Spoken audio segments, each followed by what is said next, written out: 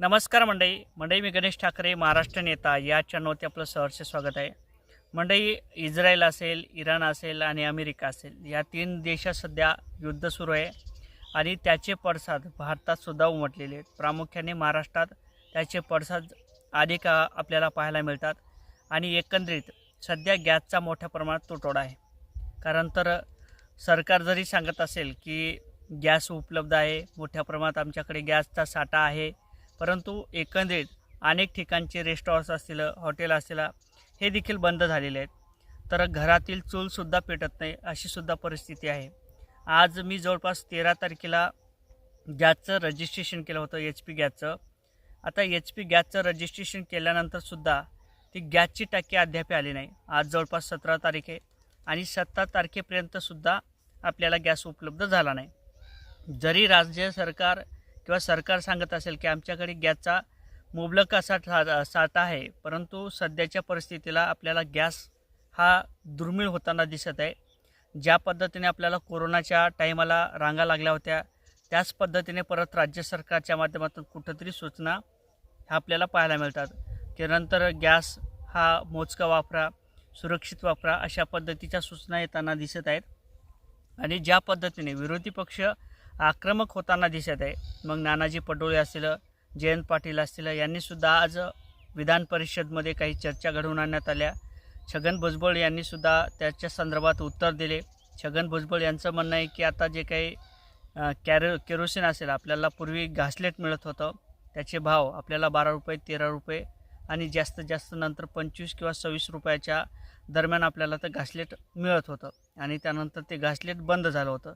आता छगन भुजबळ यांचं म्हणणं आहे की परत एकदा आपल्या देशभरात आणि मुख्यतः महाराष्ट्रात आपल्याला गॅसचा तुटवडा जाणवत आहे। जी काही यंत्रणा असेल ती काम करत आहे, परंतु सध्या घासलेट हे एक महत्त्वाचा पर्याय असणार आहे आणि ते घासलेट आपल्याला परत एकदा 61 रुपये प्रति लिटरनं दिलं जाणार आहे, अशा पद्धतीचं सरकारचं म्हणणं आहे, छगन भुजबळ यांचं म्हणणं आहे।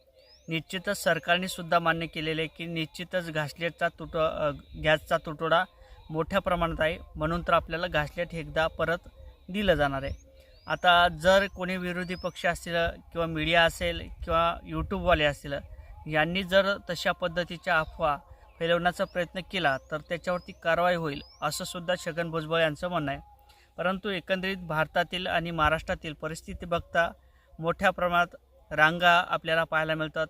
अनेकदा रांगाच्या रांगा आपल्याला गॅस सिलेंडर घेण्याकरता किंवा गॅसच्या ऑफिससमोर आपल्याला रांगा पाहायला मिळतात आणि ज्या पद्धतीने सरकार मान्य करते हे काही योग्य नाही। आणि निश्चितच सरकारने सुद्धा मान्य केलं पाहिजेत की महाराष्ट्रात प्रामुख्याने गॅसचा तुटवडा आहे, गॅस मिळत नाहीत आणि एकंदरीत मोठ्या प्रमाणात जे काही रांगा असतील, वयस्कर महिला असतील, अनेकदा लोक आपल्या नोकरी कामधंदे सोडून रांगेला लागलेले आहेत। कोरोनाच्या टायमाला जशी परिस्थिती या देशावरती होती, महाराष्ट्रावरती होती, तीच परिस्थिती आपल्याला परत पाहायला मिळते।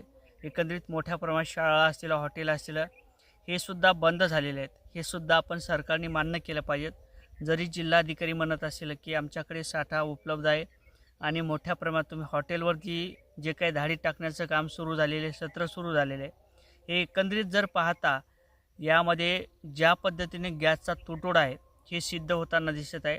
आता या संदर्भात नेमकं तुम्हाला काय वाटते?